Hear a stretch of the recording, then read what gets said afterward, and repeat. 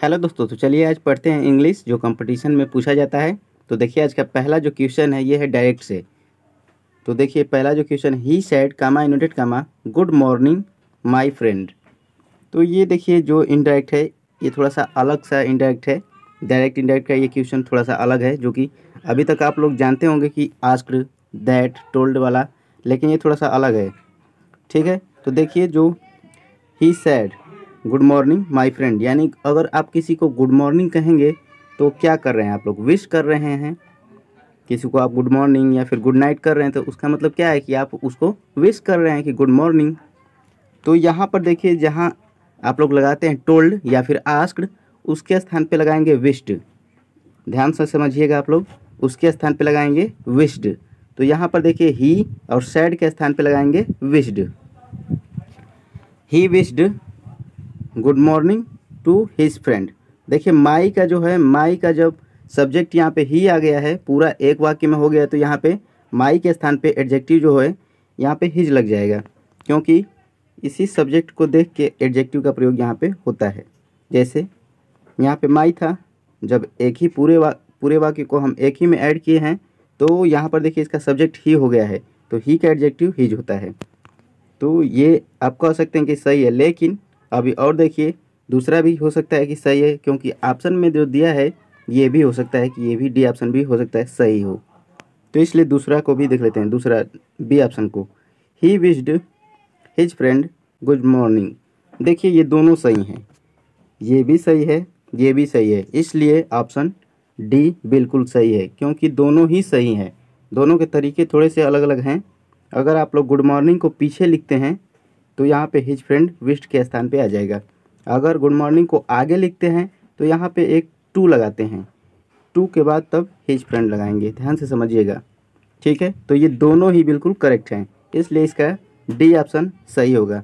C option में देखिए requested दे दिया है, तो आप लोग कभी भी गुड मॉर्निंग बोलेंगे तो ये नहीं ना कहेंगे कृपया गुड मॉर्निंग, ऐसे थोड़ी कोई बोलता है, तो ये गलत है, रिक्वेस्ट नहीं होगा, ठीक है ना। आगे चलते हैं, 2 नंबर क्वेश्चन देख लेते हैं। 2 नंबर है खाली स्थान Rita not sing a song. अब यहाँ पर देखिए जो हमारा वर्ब भरना है कौन सा होगा। रीता जो है एक वचन है, सिंगुलर है, तो सिंगुलर का ही यहाँ पे वर्ब आएगा। अब कौन सा आएगा, इज, वाज, हैज, डज, सब तो सिंगुलर ही हैं, लेकिन कौन सा आएगा, इज नहीं आएगा, क्योंकि वर्ब में आई एन जी नहीं है, इसलिए इज नहीं होगा। वाज, वाज भी नहीं होगा, क्योंकि वाज के संग भी वर्ब में आई एन जी लगता है, लेकिन इसमें नहीं है। हैज, हैज भी नहीं लगेगा। क्यों नहीं लगेगा, क्योंकि हैज के संग हमेशा वर्ब में थर्ड फॉर्म लगा होता है, जो कि है नहीं। इसलिए बचा हमारा डज, जो कि बिल्कुल करेक्ट होगा। Does Rita not sing a song, D option बिल्कुल सही होगा। तीसरा देख लेते हैं, आई खाली स्थान लिविंग फॉर 2 ईयर्स। यहाँ पर देखिए कभी भी सिंस फॉर की बात है तो हमेशा क्या लगता है, सिंस फॉर के जो भी सिंस फॉर वाला टेंस आता है तो उसमें लगता है बिन, बिन से रिलेटेड उसका हेल्पिंग वर्ब लगता है, तो इसमें भी बिन से रिलेटेड हेल्पिंग वर्ब भी लगेगा। तो देखिए इसका हेल्पिंग वर्ब क्या होगा, इसमें बिन वाला तो दिया है 2 ठो, इन्हीं दोनों में से कोई एक होगा। वाज तो होगा नहीं, क्योंकि वाज के संग आईएनजी लगता है, जो कि वो भी ठीक ही है, लेकिन इसमें फॉर सिंस नहीं लगता है वाज के संग। और शैल भी जो होता है, शैल भी के संग भी आईएनजी लगता है, लेकिन इसमें भी सिंस फॉर नहीं होता है। तो ये दोनों तो हट गए। अब देखिए आई जो होता है ना, टेंस में हम लोग उसको मानते हैं बहुवचन, यानी प्लूरल मानते हैं आई, लेकिन कहीं कहीं हो जाता है कि आई के संग वाज भी लग जाता है, जो कि सिंगुलर होता है वाज, तो वो निश्चित होता है कि आई के संग वाज ही लगेगा, आई के संग एम ही लगेगा। लेकिन जहाँ निश्चित नहीं होता है वहाँ पे इसको प्लूरल ही मानते हैं, तो आई के संग हैव बिन का प्रयोग होगा, हैज बिन नहीं होगा, यानी बी ऑप्शन इसका करेक्ट हो जाएगा। I have been living for 2 years. चलिए 4 नंबर को देख लेते हैं। 4 नंबर क्या कर रहा है, choose the correctly spelled word. यहाँ पे देखिए कौन सा स्पेलिंग इसमें सही है। सब सिनोनिम्स है, यानी पर्यायवाची, सिनोनिम्स सिनोनिम्स सिनोनिम्स। सिनोनिम्स आप लोग बहुत बार सुने होंगे, लेकिन इसका स्पेलिंग सबको नहीं पता होता है, सिर्फ बोल देते हैं कि हाँ सिनोनिम्स है। तो आप लोग इसको ध्यान से देखिए कौन सा स्पेलिंग सही होगा इसका। आप लोग खुद से भी करते रहिए और बताइएगा कि कितना आप लोग का करेक्ट हुआ है। ठीक है, उसी लेवल का आप लोग का तैयारी अच्छा चलेगा, आपको खुद भी पता चलेगा कि कितना मेरा तैयारी अच्छा हुआ है। तो सिनोनिम्स का स्पेलिंग होता है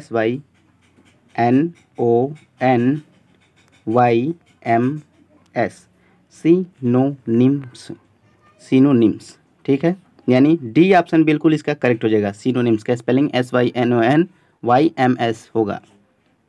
आगे चलते हैं, 5 नंबर क्वेश्चन को देख लेते हैं। 5 नंबर क्वेश्चन क्या कर रहा है, खाली स्थान यू ट्राई।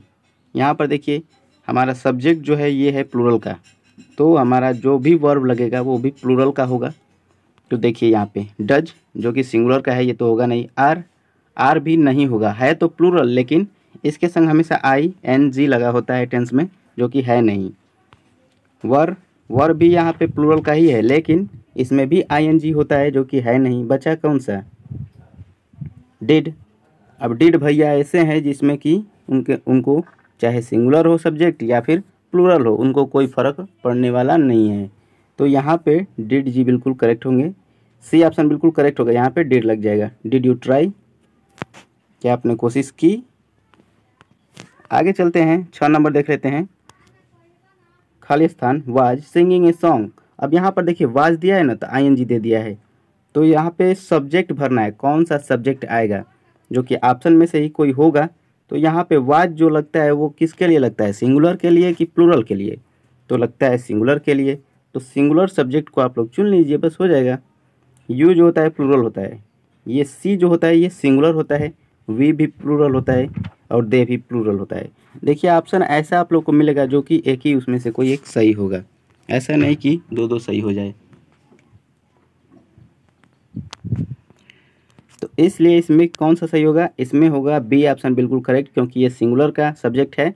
तो she was singing a song, वह गाना गाती रही थी, या वह गाना गा रही थी, ये होगा वह गाना गा रही थी। तो यानी बी ऑप्शन इसका करेक्ट हो जाएगा। आगे चलते हैं, 7 नंबर देख लेते हैं। 7 नंबर क्या कह रहा है, what is the synonyms of humble. Humble का पर्यायवाची बताना है, हम्बल का पर्यायवाची बताना है। हम्बल का मतलब क्या होता है, हम्बल का मतलब होता है विनम्र, नेक, विनम्र, जो शांत स्वभाव का हो, विनम्र। तो इसका देखिए क्या हो जाएगा, इसी से रिलेटेड कोई इसमें से स्पेलिंग होगा। संत यानी साधु होता है, ब्रिज ये तो ब्रिज है, पुल।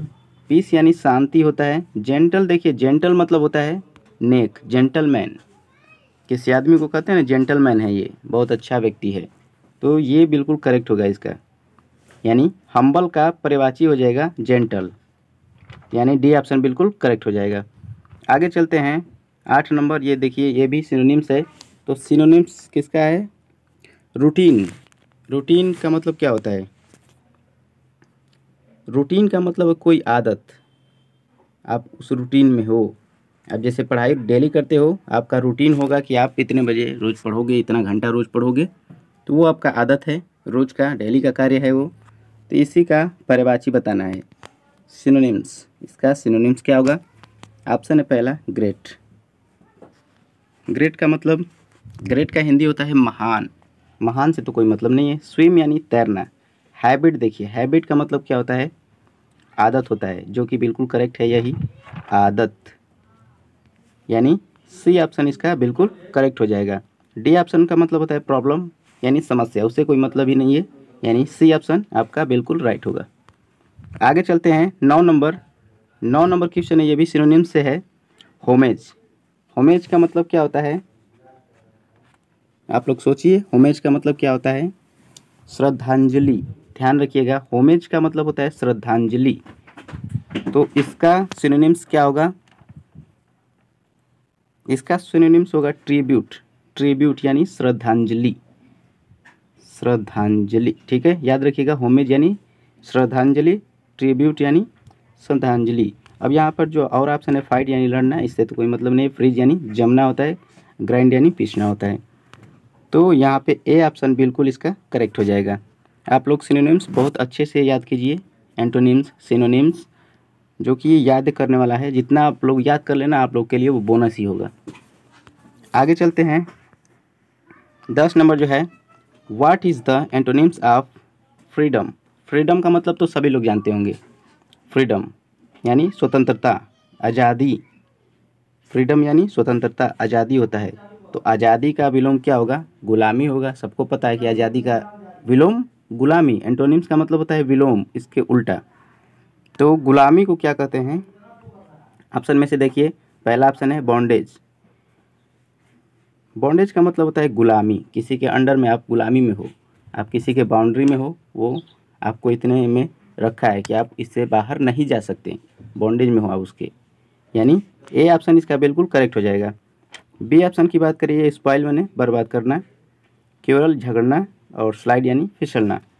तो यहाँ पे ए ऑप्शन इसका करेक्ट हो जाएगा। आगे चलते हैं। 11 नंबर क्वेश्चन क्या है? स्ट्रॉन्ग। स्ट्रॉन्ग का मतलब क्या होता है? ये तो सबको पता होगा। स्ट्रॉन्ग का मतलब होता है मजबूत। मजबूत का विलोम क्या होगा? जो मजबूत होगा उसका विलोम होगा कमज़ोर, दुर्बल, यानी कि स्ट्रॉन्ग का कमज़ोर। कमज़ोर को इंग्लिश में क्या कहते हैं? कमज़ोर को इंग्लिश में वीक कहते हैं। अब वीक का स्पेलिंग क्या होता है? WEAK। ठीक है, तो यहाँ पे डी ऑप्शन इसका करेक्ट हो जाएगा, वीक यानी कमज़ोर। ठीक है, तो देखिए यहाँ पे वीक जो है डी ऑप्शन बिल्कुल करेक्ट होगा। और देखिए पहला ऑप्शन भी वीक ही है, लेकिन इस वीक और इस वीक में दोनों में क्या है? अंतर है। इस वीक का मतलब होता है सप्ताह, 7 दिन होता है जो एक हफ्ते में, वही सप्ताह होता है।